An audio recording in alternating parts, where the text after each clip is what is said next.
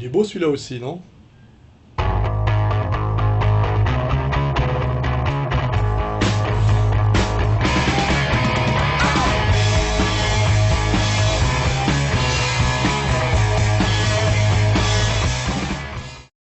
Alors Alain Soral, bonjour.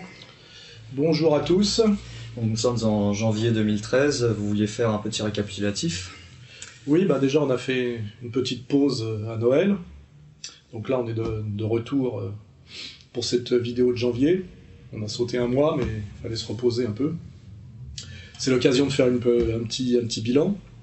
Alors déjà on voit qu'on a échappé à la fin du monde.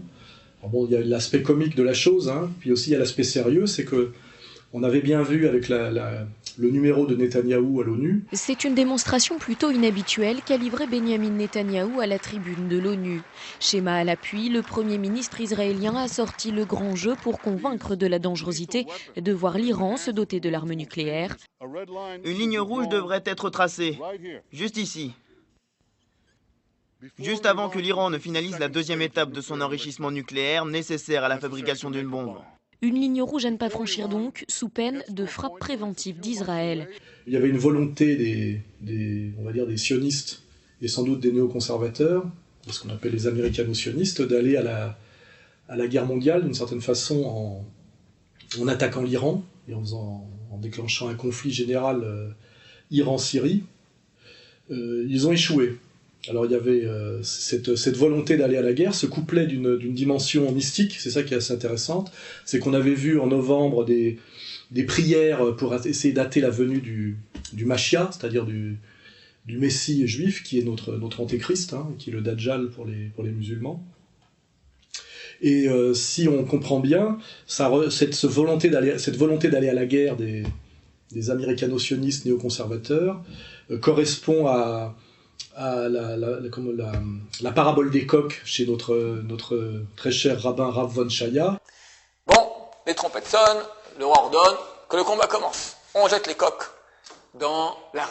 Et le combat commence. Les coqs l'un sur l'autre, ils se griffent, ils se mordent, ils se griffent. Le petit coq du Rav, il va se coucher dans un petit coin, comme ça, il fait rien du tout. Et à la fin du combat, tous les coqs sont morts, et le petit coq qui sort comme ça, tout penaud, vivant. Qui était l'idée que les Juifs accéderaient à la domination du monde par la Troisième Guerre mondiale. C'est marqué dans les écrits de Rabbi Yoshua Eshel Meapta qu'à la fin des temps, les peuples voudront faire la guerre entre eux. Mais ils verront que s'ils font la guerre entre eux, le seul qui va en profiter en fait, c'est le peuple d'Israël. Alors, ils vont tout faire pour ne pas rentrer en guerre. Mais néanmoins, c'est marqué, comme ça a dit Rabbi Yoshua Meapta, par la tignasse de leur chevelure, de force, ils seront obligés de rentrer en guerre. Donc il y avait vraiment cette convergence, je dirais, géopolitique et mystique, qui était très inquiétante. Donc il y avait vraiment un climat de fin du monde, c'était fin 2012, et on y a échappé. On y a échappé de toute évidence, on le voit avec la nouvelle équipe Obama, parce que les élites américaines, notamment militaires, en fait les élites WASP, puisqu'il n'y a pas, je pense qu'il n'y a pas beaucoup de juifs à West Point, ont refusé d'aller s'engager dans une guerre contre l'Iran, et ont refusé donc d'aller à la catastrophe. Donc de ce point de vue-là, il semblerait que le risque de guerre mondiale s'éloigne et que les sionistes en ce moment perdent des points. On le voit notamment avec la récente déclaration d'Obama, qu'il faut comprendre vient d'être élu et ne peut pas être élu une troisième fois, donc maintenant il est tranquille pour 4 ans, et il peut peut-être, je dirais, se venger un peu des humiliations qu'il a subies, notamment par le tout-puissant lobby sioniste américain. Et là, il vient de traiter clairement Netanyahou de lâche. Je vais lire d'ailleurs ce qu'il a écrit, parce que c'est assez rare qu'un président des États-Unis, démocrate en plus, ose se lâcher comme ça. C'est tout frais, ça, je crois que ça date d'hier, enfin d'hier au moment du tournage. Alors, selon le quotidien israélien Haaretz, le président américain Obama a déclaré lors d'une réunion à huis clos que le Premier ministre Netanyahou est un lâche, il ne comprend pas les intérêts politiques d'Israël et les actions de son gouvernement mènera Israël à l'isolement international allant jusqu'à menacer son existence. Le président américain est désormais indifférent à l'égard de la politique d'autodestruction du Premier ministre israélien, ça c'est un commentaire. Obama estime qu'à chaque annonce d'une nouvelle mesure de colonisation dans les territoires palestiniens enfonce Israël plus dans un isolement international quasi total. Le président américain pense que si Israël se trouve rejeté par la communauté internationale, alors même les États-Unis s'éloigneront et Israël ne pourra pas survivre. Donc ça va loin là. Hein. Pour ce qui est de l'Iran, Obama estime que la République islamique d'Iran est une menace à court terme sur l'existence d'Israël. Toutefois, le comportement d'Israël est une menace existentielle pour lui-même à long terme. Donc là, on a quand même un Obama qui, en langage encore un peu diplomatique, dit en gros qu'Israël est le plus gros problème, notamment le plus gros problème pour lui-même, c'est-à-dire pour l'État juif et les Juifs. Hein. Donc ça, c'est quand même un virage important qui d'ailleurs accompagne la nomination de 2 personnages dans son équipe qui ont immédiatement été traités d'antisémites par le tout-puissant lobby juif américain. Chuck Hagel, un franc-parler. Il a été contre la guerre en Irak, contre la guerre en Afghanistan. Et puis en 2007, eh bien, Chuck Hagel a fait une autre gaffe très importante aussi, puisqu'il a dénoncé, je cite dans le texte, le lobby juif trop puissant à Washington. Barack Obama, lui, passe outre. Il s'est lié d'amitié avec le sénateur en 2008 lors d'une tournée au Moyen-Orient.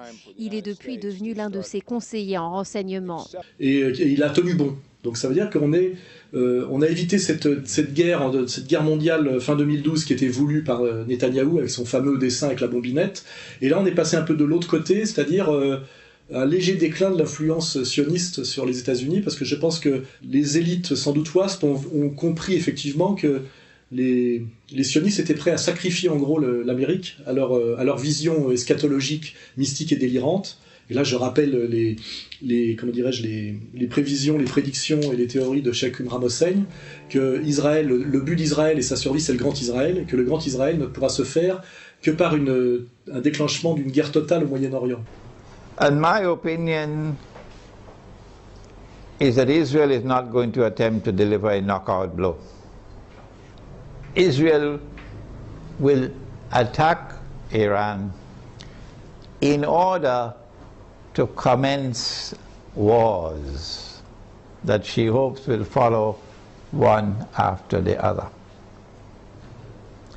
That they're setting a trap for the United States, so that the United States is going to be led to a situation where it's going to be facing defeat in Iraq and in Saudi Arabia.